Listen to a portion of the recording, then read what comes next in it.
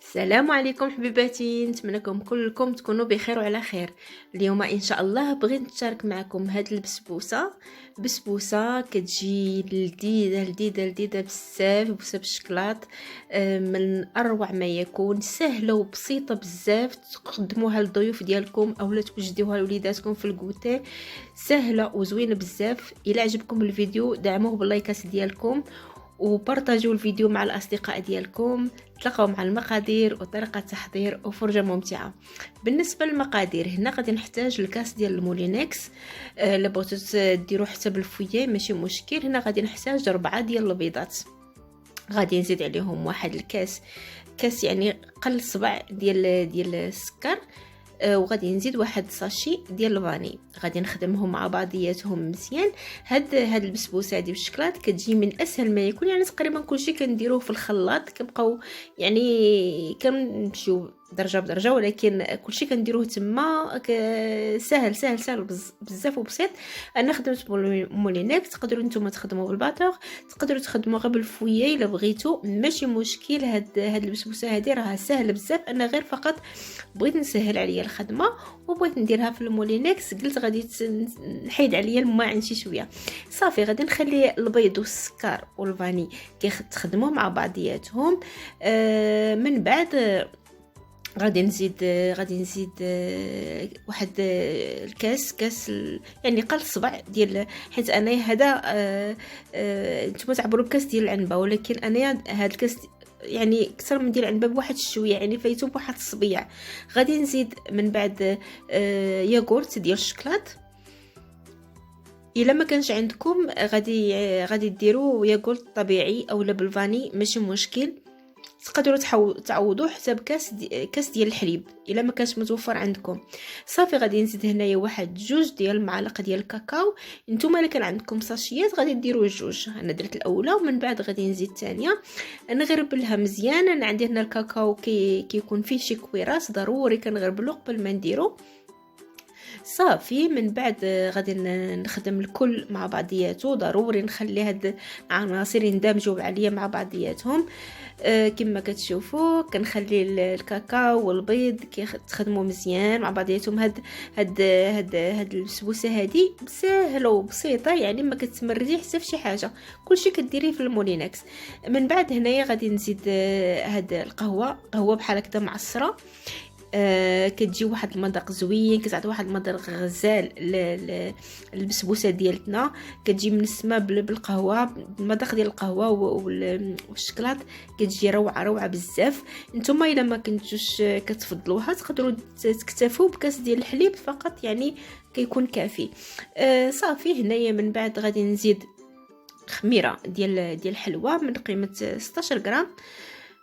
حتى هي غادي نغربلها. انا النواشف كاملين كنغربلهم كيكونوا فيه كويرات. غادي نغربلها ومن بعد غادي نزيد كاس ديال السميده رقيقه ديال الحلوى. صافي غادي نزيدها مع العناصر مع السوائل كاملين، ومن بعد غادي نخلي هادشي كامل كيتخدم ليا مع بعضياته دقيقه ولا 2. هذا مكان يعني غير نتاكد ان العناصر كاملين مع بعضياتهم اندمجوا. صافي هنا من بعد ما تاكدت ان الكيك ديالي يعني البسبوسه ديالتي صافي تخدمت ليا مزيان، غادي نحيدها غادي نخليها على جنب. ومن بعد هنايا بطبيعه الحال انا المول راني دهنه بشويه ديال الزبده وبسميده. غادي نفرغ فيه الخليط ديالي كامل. وانا جا الفران راني جا مسخناته على 170 180 درجه. غادي تاخذ ليا واحد نص ساعه حتى 35 دقيقه، يعني كطيب دغيا. نشعل عليها بطبيعه الحال من التحت، ومنين نحس بها انها طابت غادي نشعل عليها من الفوق واحد دقيقه ولا 2. طبيعه الحال هي راها ديال الشكلاط، يعني ما غاديش يحتاجوها تحمر. صافي هنايا بينو ما درتها في الفران. هنايا غادي نوجد لاصوص. هنايا عندي كاس ديال الحليب، وعندي هنايا ياغورت ديال الشكلاط، ويعني دانيت، وعندي هنايا 100 غرام ديال الشكلاط بالحليب. الا نتوما بغيتو تعوضوه بالشكلاط الداكن او بالشوكولاته السوداء يمكن لكم بطبيعه الحال. انا كنفضل ندير غير الشكلاط بالحليب، كيكون المذاق ديالو خفيف شويه، خصوصا اننا مستعملين الكاكاو مستعملين ياغورت ديال الشكلاط. يعني كنفضل ندير شي حاجه اللي تكونش المذاق ديالها مجهد بزاف. غادي نديرو يتغلى مع بعضياتو، يعني الحليب مع الشكلاط حتى نحس بان الشكلاط داب ليا مزيان. ومن بعد نحيدو من فوق بالعافيه. عاد غادي نزيد الياغورت ديال الشوكولات، يعني دانيت. صافي هنايا لاصوص ديالي تقريبا راها موجوده. ضروري غادي نحركها مزيان مع بعضياتها، نتاكد بان العناصر كاملين يندمجوا مع بعضياتهم.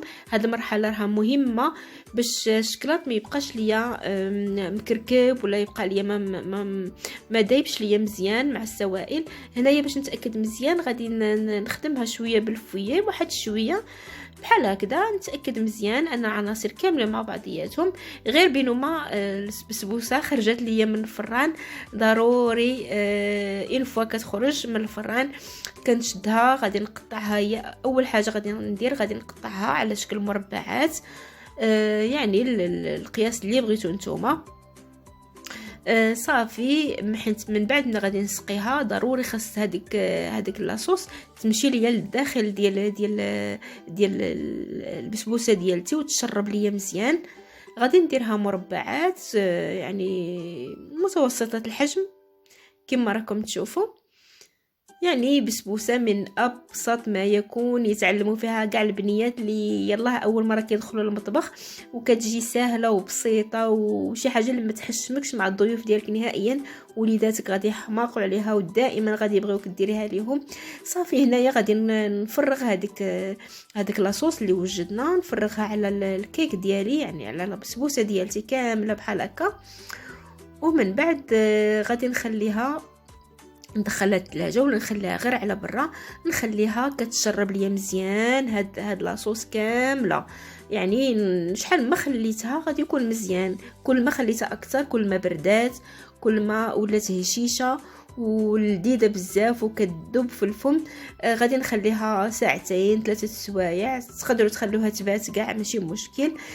صافي هنايا الكيك ديالنا كيكون موجود. تقدروا ديروا لها الديكور اللي كتبغيو نتوما واللي كيعجبكم واللي متوفر عندكم في البيت. لوز ايفيلي، كوكو مهرمش، اللوز مهرمش، جوز، بيستاش، اي حاجه كانت متوفره عندكم هي اللي ديروا.